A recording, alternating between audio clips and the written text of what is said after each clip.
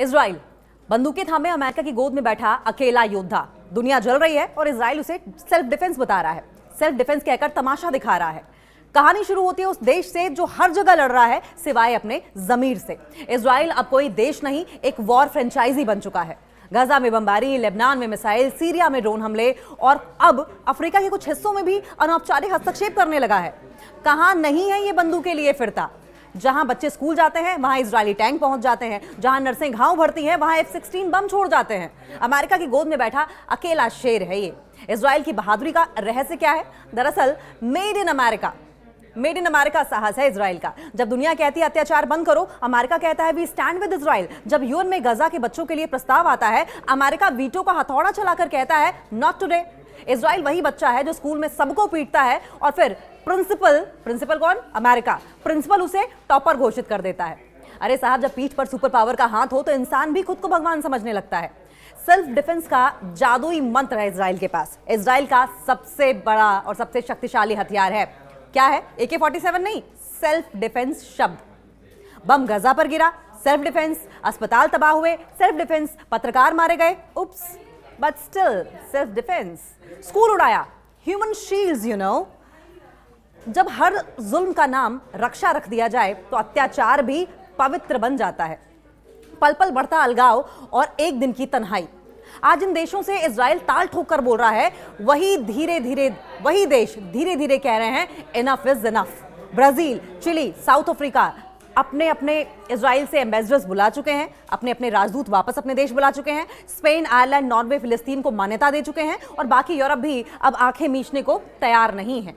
आंखें मीचकर इजराइल को सपोर्ट करने को तैयार नहीं है। अमेरिका की गोद तो है, लेकिन अब दुनिया की नजरें उठने लगी हैं। कल को यही होगा, इजराइल अकेला खड़ा होगा, झंडा लिए, बस झंडा लिए, और कोई सलाम करने वाला नहीं होगा। सवाल अब यह है कि क्या हर बम के बाद हम पीड़ित हैं कह देना काफी है? हम विक्टिम हैं कह देना इनफ है? क्या फिलिस्तीन की पहचान को हमेशा मिटाया जा सकता है? क्या अमेरिका की गोद में बैठकर इंसानियत की कब्र खुदवाई जा सकती है?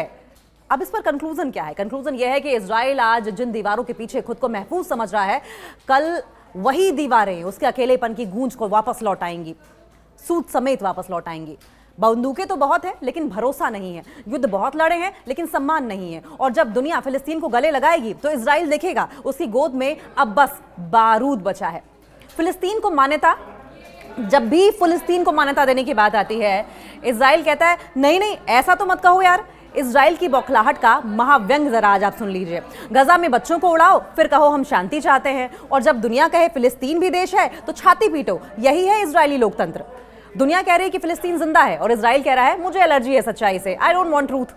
स्पेन, आयरलैंड, नॉर्वे जैसे देश जब बोले फिलिस्तीन को अब हम एक राष्ट्र मानते हैं, तो इजराइल ऐसे चौंक गया जैसे किसी बच्चे को उसके चोरी छिपाए हुए टेस्ट के नंबर सबके सामने बता दिए गए हों। इजराइल, क्या फिलिस्तीन को देश बना दिया जाए? ओ नो, अब मेरी झूठ की दुकान कैसे चलेगी अगर फिलिस्तीन को देश बना दिया जाएगा तो? ये इजराइल का रिएक्शन होता है। हम आतंक से लड़ रहे हैं, ऐसा इजराइल कहता है। हम जिसे चाहें उसे आतंकवादी कह दें क्योंकि हम आतंक से लड़ रहे हैं। इजराइल का फुल टाइम जॉब क्या है आप जानते हैं? इजराइल का फुल टाइम जॉब ये है दूसरों की जमीन पर बम गिराना और उसे सेल्फ डिफेंस बता देना। लेकिन जैसे ही कोई देश फिलिस्तीन को मानता है, फिलिस्तीन को देश मानता है, इजराइल चीख पड़ता है ये तो आतंक का समर्थक है, ये तो हमारी सुरक्षा पर हमला है, ये तो मेरी मनमानी का अपमान है। भाई, फिलिस्तीन को देश मानना आतंकवाद नहीं है, तुम्हारा बम गिराना जरूर लगता है। अमेरिका की गोद इजराइल का मानसिक बूस्टर डोज बनता चला जा रहा है। जब भी दुनिया इजराइल से सवाल करती है, इजराइल तुरंत अमेरिका की गोद में जाकर बैठ जाता है। मम्मी देखो सब मुझे तंग कर रहे हैं। एक क्राई बेबी की तरह इजराइल अमेरिका की गोद में जाकर बैठ जाता है और जो भी सवाल दुनिया की ओर से दागे जाते हैं, अमेरिका की गोद में जाकर बैठकर शिकायत करता है, मम्मी देखो सब मुझे तंग कर रहे हैं, मुझे सवाल पूछ रहे हैं। और अमेरिका बोलता है डोंट वरी बेबी, वीटो मार देंगे। यानी जब बात इंसानियत की आती है तो इजराइल बोलता नहीं है, अमेरिका बुलवाता है। एक राष्ट्र की मान्यता के तौर पर क्या स्टैंड है इजराइल का? इजराइल के झूठ का अंत क्या है? इजराइल की असली तकलीफ ये नहीं है कि फिलिस्तीन को मान्यता क्यों मिली, तकलीफ इस बात की है कि अब दुनिया को इजराइल का सच दिखने लगा है। जिन लाशों को वो कोलेक्ट्रल डैमेज कहता था, अब उन्हें दुनिया क्राइम अगेंस्ट ह्यूमैनिटी कह रही है। जिन घरों को वो आतंकी ठिकाना कहता था, अब वहां यूएन जांच बिठा रहा है। सवाल ये नहीं कि फिलिस्तीन देश है या नहीं, सवाल यह है कि इजराइल अब कब तक अपनी सहानुभूति की छतरी में जुल्म को छुपाएगा। जब तक दुनिया चुप थी, इजराइल शांति के दुश्मनों से लड़ रहा था। अब जब दुनिया बोलने लगी है तो इजराइल विक्टिम कार्ड खेलने लगा है। भाई, जो 75 साल से कब्जा कर रहा है वो पीड़ित कैसे हो गया? 75 साल से आप कब्जा कर रहे हैं और आप ही पीड़ित हैं। फिलिस्तीन को देश मानने से इजराइल को डर नहीं लगता, उसे डर लगता है उसकी झूठी नैतिकता का महल अब ढहने वाला है इस बात से। फिलिस्तीन का झंडा जब भी ऊंचा होगा, इजराइल की अभियान शांति की असलियत और ज्यादा नीचे गिरेगी और उस दिन अमेरिका की गोद भी इजराइल को दुनिया की नजरों से बचा नहीं पाएगी। नेतन्याहू गजा में बम, घर में ताने। नेतन्याहू की हालत यह है कि वो गजा में घर बम गिराते हैं और घर में उन्हें ताने मिलते हैं। एक थका हुआ तानाशाह और जनता की ताजपोशी का विरोध। बाहर दुनिया नेतन्याहू को हत्यारा कह रही है और अब घर की छत से भी वही आवाजें उठने लगी हैं। वही आवाजें चीख चीख कर नेतन्याहू के कान को भेद रही हैं। क्या हो रहा है इजराइल में? इजराइल का प्रधानमंत्री बेंजामिन नेतन्याहू आजकल रोज सुबह उठते ही एक काम करता है, आंसू पोंछना और पीआर टीम से कहना, चलो मुझे बेचो, चलो मुझे बेचो, जितना बेच सकते हो बेचो। क्योंकि अब विरोध सिर्फ गजा से नहीं, तेल अवीव की सड़कों से भी उठ रहा है। नेतन्याहू इस्तीफा दो, कब तक मासूमों का खून बहाओगे? हम शर्मिंदा हैं तुम्हारे नेतृत्व से। और नेतन्याहू का हाल क्या है? रोते हुए टेलीप्रॉम्प्टर पर देख रहे हैं। इमेजिन कीजिए, आप रोते हुए टेलीप्रॉम्प्टर पर देख रहे हैं कि अगला झूठ कौन सा बोले। गजा में बमबारी, घरों में शर्मिंदगी। नेतन्याहू ने सोचा था कि अगर हम गजा को खामोश कर देंगे तो दुनिया हमारी जय जयकार करेगी, लेकिन उल्टा हुआ। हॉस्पिटल उड़ा तो इजराइल में डॉक्टर सड़कों पर आ गए, बच्चों की लाशें दिखी तो छात्र नेतन्याहू का डिक्टेटर कहने लगे। भूख और नाकेबंदी पर सैनिकों के परिवार तक बोल उठे, एनफ इज एनफ। दुनिया से तो जुदा थे ही, अब अपने ही कहने लगे हैं, अपने भी कहने लगे हैं, ये आदमी हमें भी ले डूबेगा, खुद तो मरेगा ही, हमें भी मरवाएगा। नेतन्याहू एक क्राई बेबी डिक्टेटर जैसे होते जा रहे हैं। He is definitely like a cry baby. और क्राई बेबी डिक्टेटर कितना पथेटिक है आप समझ सकते हैं। जब जनता ने पूछा गजा में इतने मासूम क्यों मारे गए, तो नेतन्याहू बोले, मुझे समझ नहीं आ रहा है सब मुझे क्यों ब्लेम कर रहे हैं। जब पूछा गया कब तक युद्ध चलेगा, तो जवाब आया, ये तो सुरक्षा की जरूरत है। कोड वर्ड फॉर कुर्सी से उतारने की हिम्मत मत करना। यानी कि हर चीज को बता दो कि मुझे नहीं पता हो रहा है और आप एक मैसेज दे दो कि मुझे कुर्सी से उतारने की हिम्मत मत करना। मतलब बम खुद गिराओ, भूख खुद फैलाओ और फिर टीवी पर बैठकर बच्चे की तरह मुंह फुला लो।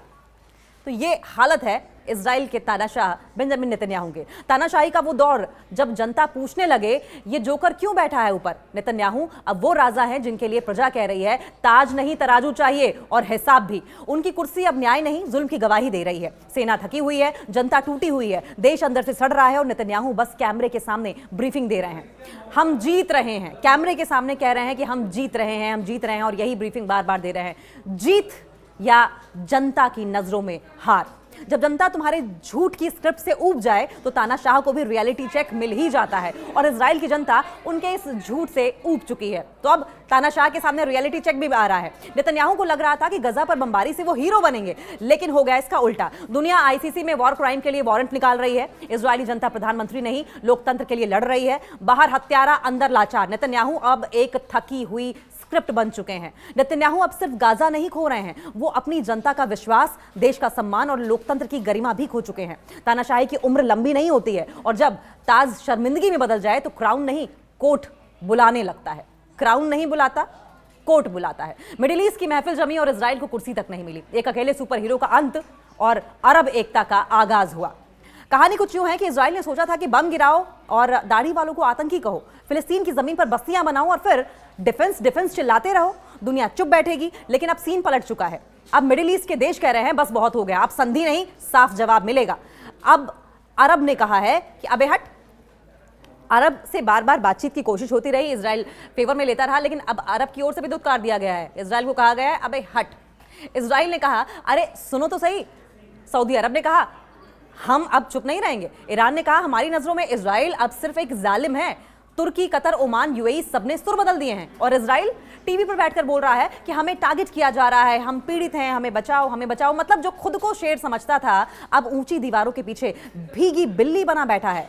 अकेलापन वही समझता है, देखिए, जो कभी सबको अपने नीचे समझता था, जो कभी सबको अपने नीचे समझता था। इजराइल अब वैसा बच्चा है जो स्कूल में सबको पीटता था, पर अब सब बच्चे एक हो गए हैं और बदमाश अकेला पीछे छूट गया है। यूएन में अब वीटो से कुछ नहीं हो रहा है। ओआईसी यानी कि इस्लामिक देशों का संगठन खुलकर नाम ले रहा है और इजराइल का पुराना I am always right card fail हो चुका है। अब सिर्फ अमेरिका बचा है, वो भी थक गया है। यूरोप आंखें फेर चुका है, अफ्रीका फिलिस्तीन के साथ खड़ा है, लैटिन अमेरिका नेतन्याहू को वॉर क्रिमिनल कह चुका है और अमेरिका हम इजराइल के साथ हैं पर थोड़ा धीरे मारो, यानी बैकअप का भी बैकअप निकलने लगा है। अब इजराइल अब लिटरली एक गोदी वाला देश बन चुका है, अमेरिका की गोद में बैठा शेर जिसे अब खरगोश भी घूर रहा है। जब जुल्म का टाइम ओवर हो जाए तो हथियार भी जवाब नहीं देते हैं।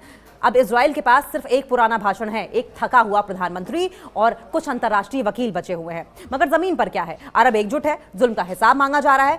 कभी जो खुद को डेमोक्रेसी का मसीहा कहता था, अब ह्यूमन राइट्स वॉलंटियर घोषित हो चुका है, वॉयलेटर घोषित हो चुका है, ह्यूमन राइट्स वॉयलेटर घोषित हो चुका है। इजराइल अब अकेला नहीं है, वो अकेला छोड़ा गया है, वो अकेला पड़ा नहीं है, अकेलापन उसकी चॉइस नहीं है, उसे अकेला छोड़ दिया गया है, अकेला अपने कर्मों के साथ। अरब देशों की एकता वो तूफान है जिसमें नेतन्याहू की जेल बचाओ नाव तिनके की तरह डोल रही है। बम से देश नहीं दबते, और जब पड़ोसी एक हो जाएं तो खुद को भगवान समझने वालों को भी आईना देखना ही पड़ता है।